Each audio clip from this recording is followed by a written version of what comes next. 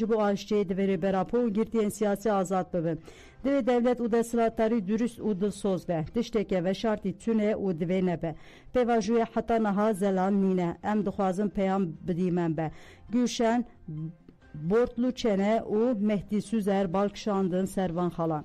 Divê pirsgirêka Kurd were çareserkirin, divê her tijraya giştre vekirî be, divê tiştek ve şartîne be, divê peyam bidîmen be. Ayşe Güle jî ev tişt got, ez ne Kurdim, ne dixwazim pirsgirêka Kurd were çareserkirin. Divê cihêkarî neyêkirin û herkes bi rehetî bijî.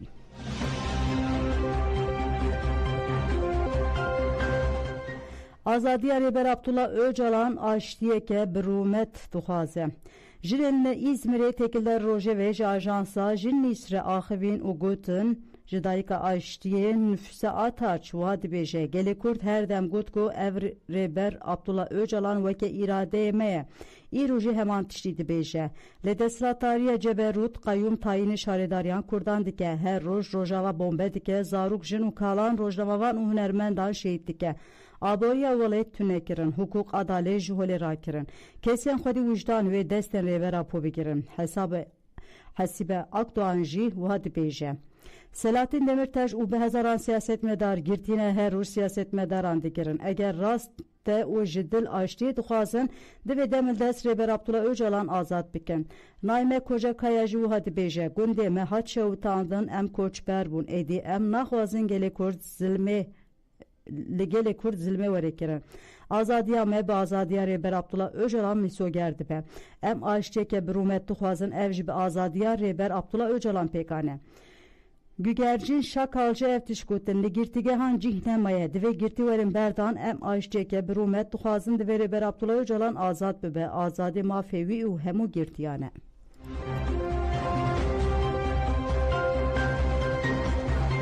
Îro rojeke pîroz e.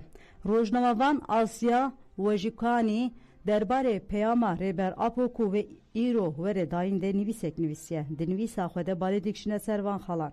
Niha dilê tevaya gelê Kurd û dostên wan li îmiralê lê dide û li benda hilatina roja azadiyê ne. Rojnavan Asya Wejikani dibêje îro rojeke pir watedar û pîroz e û ha dewam dike. îro Rêber Apo ve mizgîniya jiyana weke û azad bide. Ev mizgînî wê duvre azadî û demokrasiyê veke. Weke xwedevand zîlan gotiye xwezî tiştek ji canê min bêhtir heba ku min ji bo te feda bikira rêberê min. Em jî hevoka xwedevand zîlan dubare dikin û dibêjin em tevahî jî amade ne canê xwe ji bo te feda bikin. Rêber Abdullah Öcalan pêşeng û zanyarê cîhanî. Hêviya me bi serkeftinê pir mezin e.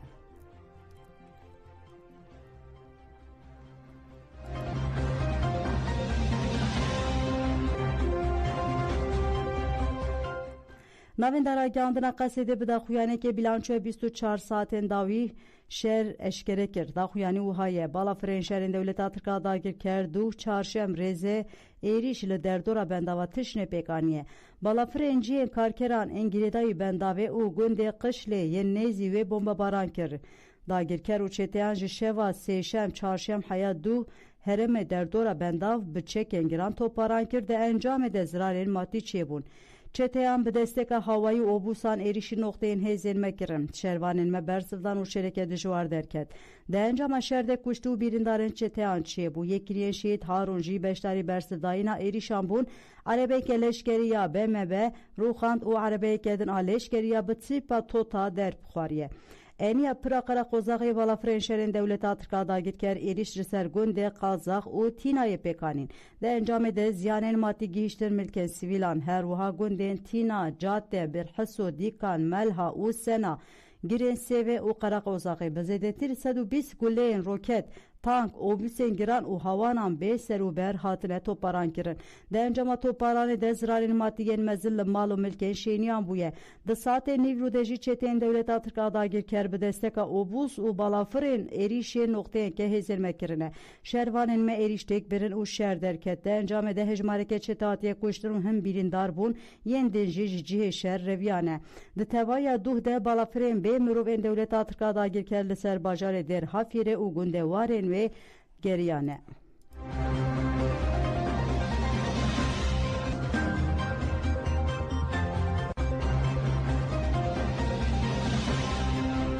Qaseden asame 6 şeydan eşkere kirdi da xuyane devuhatiye gotsin. Tevik u erişen devleta Türkiye'da girker u çete müeyyen ser herma bakur uşate Suriye'yi ketiya maha xoyas yemin de le nikarin berxodana şervanên müeyyen le henk pişkinin. Şervanên me derben giran lwandidin u dihelin ku çete u da girker le hesabên xwe vegerin. Dida xuyaniya qasede de sersaxî ji tevaya malbatên şehîdan re tê xwestin û soza xwedî derketine li riya şehîdan dide.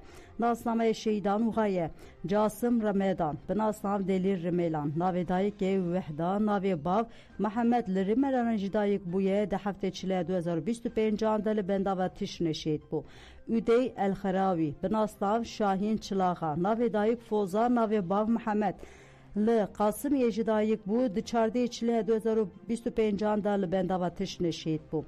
Macid Ahmed bi nasnav Sipan Teba navê dayîk Fatım navê bav Hewas li Reqê ji dayîk bû di heştê kanûnê 2025 de li Minbicê şehîd bû. Müzahim El-Mîter bi nasnav Rodî Xwêtla navê dayîk Fatima navê bav Abîd li Xwêtla ji dayîk bû di çardê çile 2025 da li bendava tişnê şehîd bû. Mizer Qasım bi nasnav Şervan Koçer navê dayîk Hediye navê bav Ali li Xana Serî ji dayîk bû di heftê çile 2025 de li bendava tişnê şehîd bû. Hani El-Latif bi nasnav Lokman navê dayîkê Yasar navê bav Raîd li Dêrazorê ji dayîk bû di 24 Sibata 2025 de şehîd bû.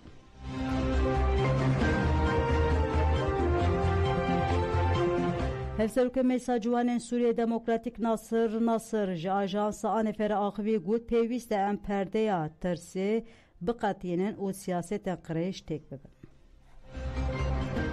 سوریه بخار رژیم هلوشان گله سوریه و شورش گله سوریه کو 14 سال بردام کرد او او رژیم هانی هلوشان لیب دست خستنا حکومت جالی یک نتا و یانجی جالی یک اول یک مذهب افتشتکی لسر خاک سوریه نای بجراندن نای قبول کردن سوریا یعنی نکاره بر بازه کی یک عالی جام بکی اف جهاد دیتن کو چقاسی حکم چقاسی دستلدار او قاسی یعنی گرتیبه یانجی دستکی حسنی تبلیبونا یانجی جواك حكم بكي نكار بريل بشيا جواك بقري ام يعني اف بردايه ترسي ام بچرين شخم مشكاند زنجيره ترسيكو لسان مهاتبو فرض كردن مشكاند دفي ام همي بهفرا كار بكين كو ام بگيهنن استاكو ام سوريا كو ام دخازن جبو خو گشتي ام بدرا فكر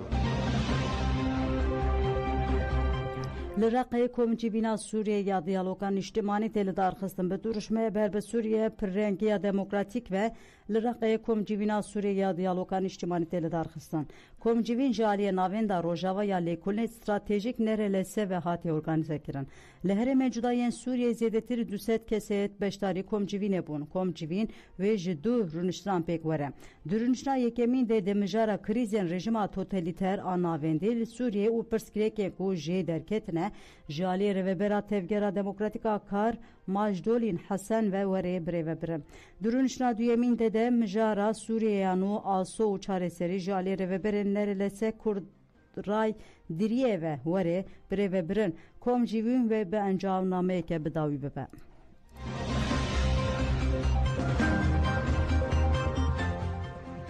Ligirtigeha Bolu'ya dimenin işkence eder ketin. Dimenin işkence ligirtigeha Bolu tipa fe ligirtiye binave Musa atsız hatiye kirin ve ke delil ne hatiye kabul kirin. Musa atsız disezdeçiliğe 2020 yekande jali tima müdakhaliya lezgin agirtige heve rasti işkenceye hat u pişre xistin hücreye yekesi. Musa atsız daxwas kirek u jibu rapora işkenceye biçene xoşxaneye lireve beriya girtige ev daxwas redkir. Musa atsız serili serdozgeri komariya Bolu'ya da o giliye berpirsiyaran ker serdozgeriya Bolu'ya derberi mijare derey pirsinda desvekirin o ifadeye Musa atsızı birya sekfisegir. Dezgeriye Dozgeriye qayde kamerayan jireve beriya girtige xwes pişti lekolina dimenen kamerayan dozgeriye de suye ke tabaha 2020 kande be bahaneya ku derbare iddiaye serledar de delil ke min biryaran neşopandın eda Musa asız lidiji biryara dozgeri itiraz kirdat geha destura bengeyin hatta iru serledan ne qadan diye Parizer Musa atsız Tahir Demirci diyar kir ku bahaneyar redkirna dimenen işkenceye skandaleke hukukiye uha gut. Di dimenen ku di kamereen ode u koridoren girtîgehê de hatine kişandin tê dîtin ku îşkenceyên müwekkilê min Musa satiye kirin. Biryar tê watiye nixumandina îşkence suç û em ê şopdarê pêvajûyê bin.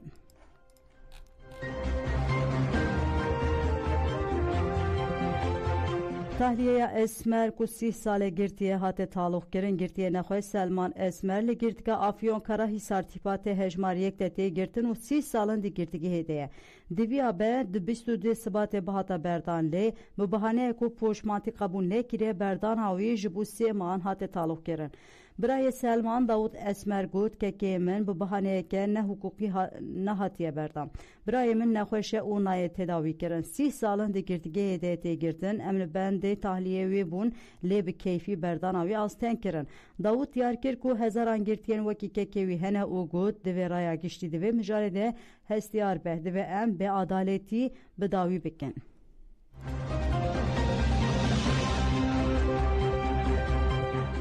Li Rîzeyê baweke keyfî lê pirsîn li girtiyan tê vekirin. Mehmet Aydın Soğut li girtika Kalkanderê tîpa lê tê girtin biriya telefona agahî dane malbata xwe û got min pêkirine li girtikê zêde dibin. Soğut dazanin ku gardiyan û tîmên taybet baweke keyfî êrişî qewûşan dikin û got em li ji van kiryaran derketin. Ji bo wê jî derbarê min de û 6 hevalên min de lêpirsîndane dest pêkirin û em sevkî dîsîplînê kirine. Dixwazin me bitirsînin û sürgün bikin. Bi van sepanên keyfî nahêlin em bên gelhev û qadên hevpar qedexe dikin. Soğut dest şankir ku pirtûk lênûsk û nametên desteserkirin û got bê ku sedem hebe lênûsk û pirtûkên me desteser dikin. Taliyên girtiyan asteng dikin û berdana girtiyan weke şantajê bikartînin. Dema cezeyên hücrê û cezeyên dîsîplînê didin girtiyan û bi rengekî berdana girtiyan asteng dikin. Bi cezeyên hücreyê berdana girtiyan 6 man taluq dikin. Qewûşên me kirine yek em niha 8 kes di qewûşê de dibînin. Her roj hinek ji hevalan sürgün dikin. Jin ve ji bo mafên xwe yê jiyana xwe da kevin qadan nûnera KCDP Şirin Yelçioğlu derbarê têkoşîna jinan da axiviyê got sala 2024 sala herî zêde ya tundiya mêr tê dîtine. Di sala 2024 de 259 jin hatine kuştin ev tê wateya kuştina civakê. Şirin Yelçioğlu da zanîn ku piştî vekişîna ji peymana İstanbulê seferberiya li dijî jinê hatiye dest pêkirin û got jinan jî dibin sîwana KCDP'de birayê seferberî atölye organize kirin û bi hemû saziyan re hevdîtin kirin li dijî kuştina jinan têkoşîna xwe xurt kirin. Em bank li jinan dikin ku di 8 adarê de li kolan û salonan li her cihê bin.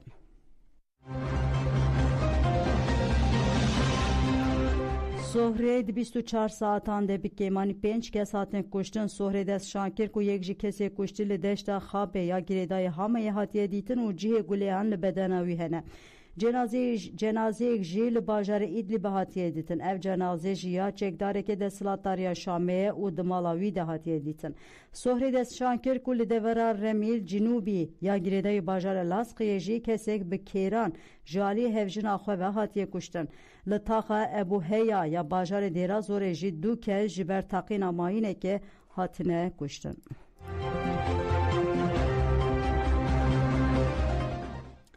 Rojname El Nahar derbarê alozya İsrail Sûriyê ya li başûrê Sûriyê de wiha nivîsiye İsrail stratejiyeke mayendî dimeşîne. Ev stratejî pir dişibe ya ku Tirkiye di serdama Esad te kiriye. Dema ku Ankara Bakurê Sûriye weke herema ewle ragihan dibû têketina artêşa Sûriye qedexe bû. Tirkiye derbarê vê yekê du argûmanên sereke nîşan dabû. Parastina ewlehiya netewê ya Tirkiye û vegerandina peraberên Sûriyeyê.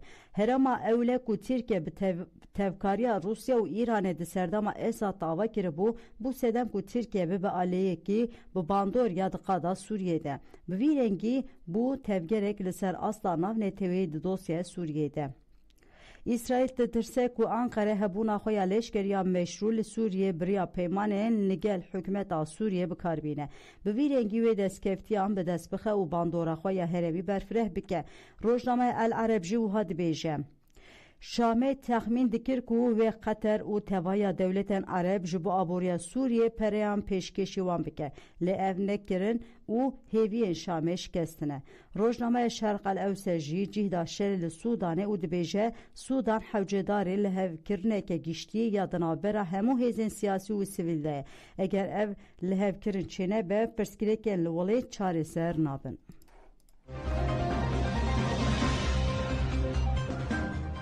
Amerika alîkariyên ji bo derveyê welayît kêm dike rêveberiya Trump di kampanyaya xwe ya hilbijartinê de soza kêmkirina lêçûnên federal dabû. Piştî ku hate hilbijartin Trump û partiya komarparêz sermayedarên mezin Musk wek berpirsyarê lêçûnên derve tayin kirin.